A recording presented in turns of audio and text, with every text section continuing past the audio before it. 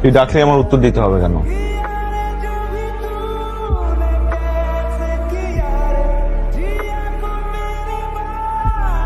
আমি বলবো না।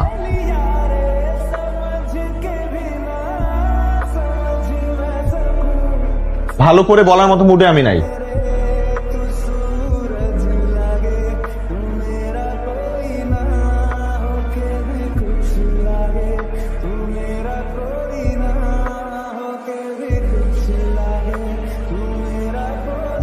সকালে মেইল আসছে, আমার স্কলারশিপটা হয়ে গেছে, কিন্তু মা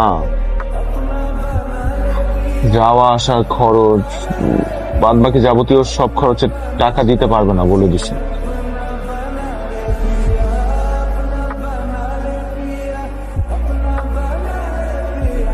তুই কি করবি রে?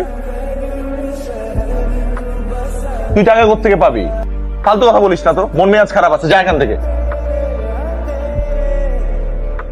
না ঠিক আছে দিস, এখন যা এখান থেকে, চোখের সামনে থেকে যা।